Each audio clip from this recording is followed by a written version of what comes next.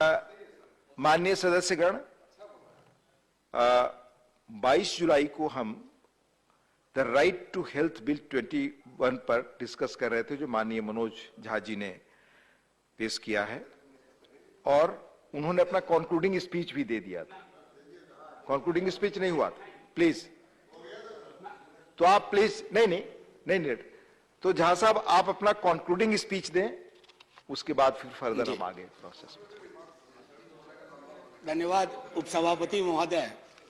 मेरे एकदम कितना मिनट बता दीजिए, मैं उतना ही बोलूंगा। नहीं, कृपया झा साहब आपस में बात करने के बजाय चेयर की तरफ से बात करें। सॉरी सर, माफी चाहता हूं। मेरी मंशा कतई नहीं थी कि मैं चेयर के बिलग जाकर के अपने साथियों से बात करूं, लेकिन मैं सबसे पहले तो सर आपके माध्यम से सदन का धन्यवाद करना चाहता हूं। तकरीबन तीसरा दिन है आज, इस पर बहुत लंबी बहस हुई, काफी सार्थक बातचीत हुई। सदन में कोई भी ऐसा सदस्य नहीं था जिसको इस बिल की भावना से कोई विरोध हो। ऐसा संसदीय लोकतंत्र में कम अवसर ऐसे होते हैं जब विरोध की गुंजाइश बिल्कुल नहीं होती है, बल्कि सभी साथी किसी न किसी प्रकार से उन्होंने इस विषय पर इसके विस्तारीकरण की बात की, इसके अंदर कुछ ऐसे बिंदु मुझे बताए जो मुझे और समाहरित करने चाहिए थे जब मैंने बिल बनाया था। तो जाहिर तौर पर मैं सबसे पहले आपके माध्यम से सारे सदस्यों को धन्यवाद करना चाहता हूं, शुक्रिया अदा करना चाहता हूं।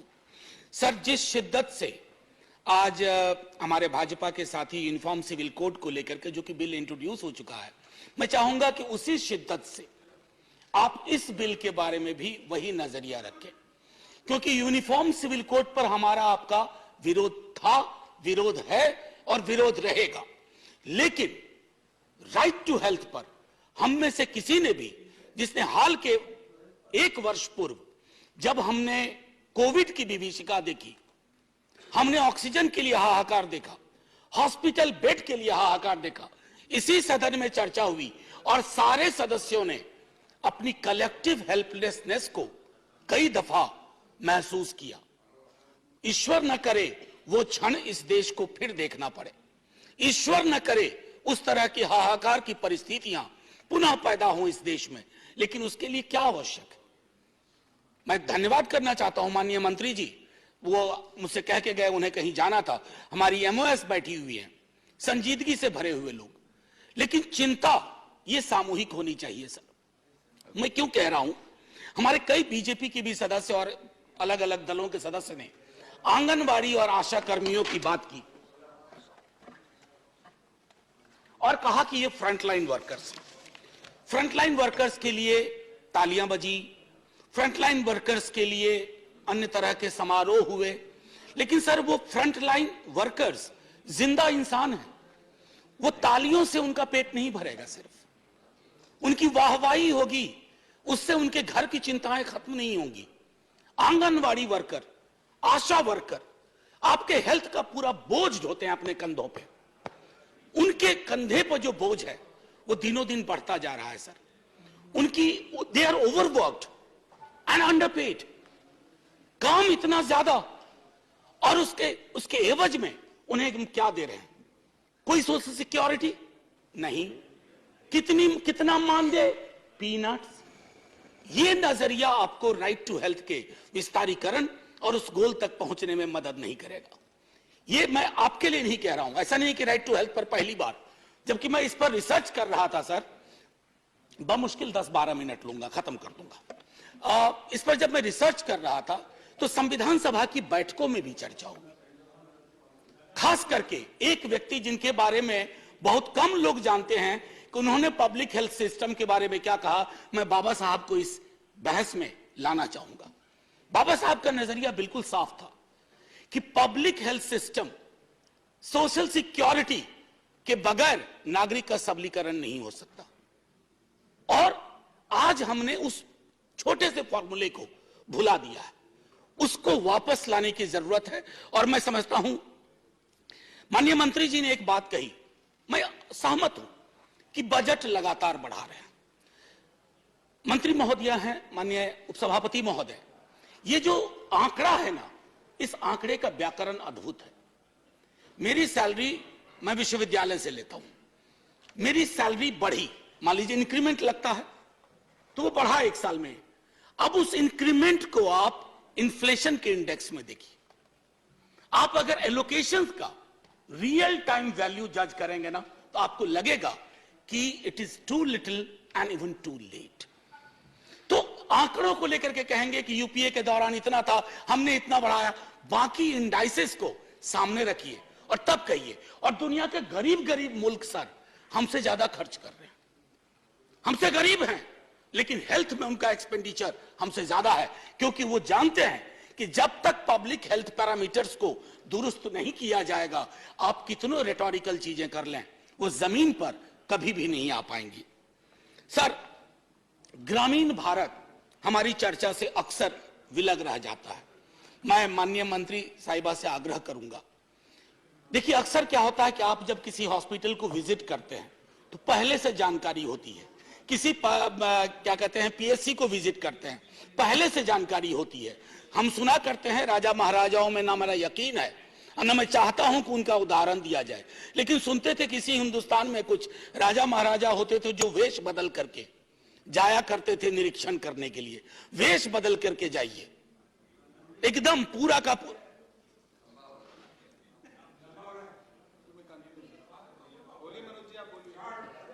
आप बोले, आप इधर चेयर की तरफ देखें प्लीज, आपस में एक माननीय उपसभापति महोदय, एक दो उदाहरण छोटा छोटा दूंगा।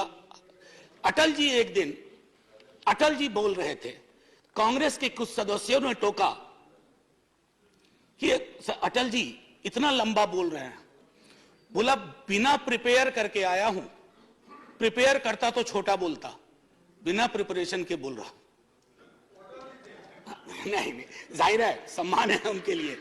और मैं इसलिए कह रहा हूं कि मैंने पहले कह दिया था ज्यादा वक्त नहीं लूंगा। मैं जानता हूं आज शुक्रवार है, आप सबको कोई ना कोई एंगेजमेंट तुरंत बाहर होगा और मजबूरी है, पार्टी व्हिप है कि बैठना है।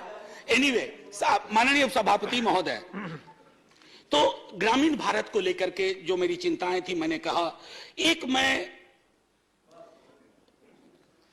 अगर राइट टू हेल्थ अगर हमने इंश्योर कर लिया, मुझे याद है जब आरटीई की बात हो रही थी तब भी बहुत लोगों की आपत्तियां थी कि इससे क्या होगा, इससे क्या बदलाव आएगा। जब आप किसी चीज को इस तरह से लेजिस्लेटिव फ्रेमवर्क देते हैं तो उससे क्या होता है ना कि अन्याय जो लोगों के साथ दर बदर होता है अलग अलग स्तर पर। और मैं एक छोटा उदाहरण दूंगा, ये ऑक्सफैम की इंडिया डिस्क्रिमिनेशन रिपोर्ट, मैं इसको पढ़ना नहीं चाहता सर, मैंने मार्क किया था इसमें कि कई राज्यों में स्थिति है कि इन पेशेंट केयर में किस तरह का डिस्क्रिमिनेशन होता है, खास करके अगर आप अनुसूचित जाति, जनजाति, अत्यंत पिछड़े वर्गों से आते हैं या आमतौर पे आप गरीब हैं। अगर मैं वर्गीय श्रृंखला की बात करूं, ये विस्तार में ये रिपोर्ट बताता है। मैं माननीय मंत्री जी को ये रिपोर्ट भेज दूंगा ताकि आपके माध्यम से इस पर नजर पड़े तो इस पर कुछ चर्चा हो कि आखिर डिस्क्रिमिनेशन के कितने लेयर्स हैं और कैसे हम इम्यून होते जा रहे हैं। एक और चीज सर कह करके,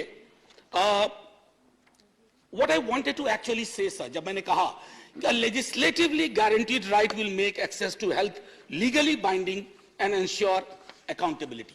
दवाई की बढ़ती कीमतों के बारे में मैंने पहले भी कहा था, दोबारा कह रहा हूं, मेंटल हेल्थ, मानसिक रोग को लेकर के बहस में भी कम चर्चा हुई थी।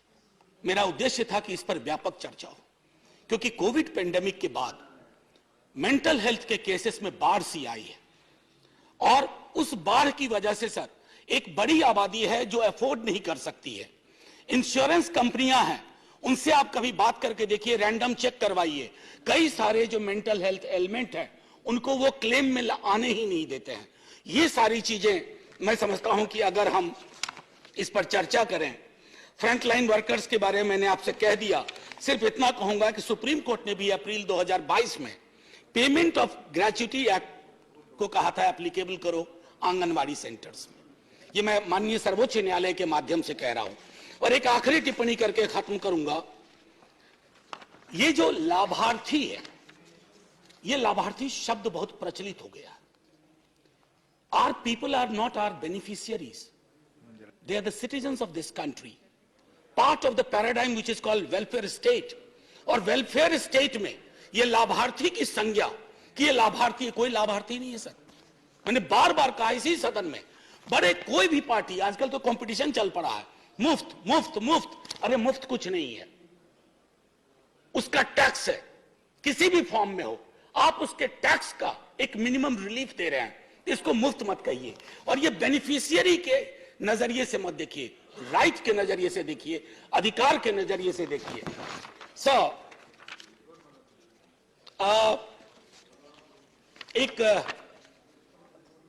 एक हास्य के लिए छोटी चीज सुना करके खत्म कर दूंगा.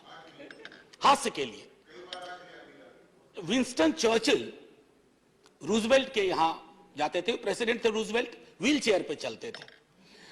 और चर्चिल अपने विट के लिए फेमस थे, हालांकि उनकी पॉलिटिक्स से हम लोग इत्तेफाक नहीं रखते हैं, कभी नहीं रखेंगे. तो चर्चिल साहब को व्हाइट हाउस में ही कमरा मिला करता था, तो वह नहा रहे थे और उनकी नहाने की आदत थी कि नग्नावस्था में नहाते थे. तो रूजवेल्ट पहुंच गए. रूजवेल्ट ने पूछा, जैसे ही व्हील चेयर वहां ले गए तो हकबका के रूजवेल्ट अपनी व्हील चेयर को मोड़ा. अब चर्चिल देखिए कैसे संभालते हैं. वो कहते हैं, look mister president, prime minister of UK has nothing to hide from you. मैंने इसलिए कहा थोड़ा हल्के माहौल के लिए, मैं इच्छा बड़ी थी कि मैं डिवीजन ले लूं, इस पर मत विभाजन की मांग करूं, क्योंकि यह बिल हम सबके मन का है. लेकिन मंत्री महोदया मुझे देख रही हैं टुकुर टुकुर, और बाकी लोग भी. तो मैं मत विभाजन की अपने टेम्पटेशन को कर्व करता हूं इस अपील के साथ कि सर आज नहीं तो कल ये बिल आएगा, आज नहीं तो कल ये होना है. आप तो दूसरों की भी चीजों का श्रेय लेते हैं, ये करके अपना श्रेय खुद ले लीजिए.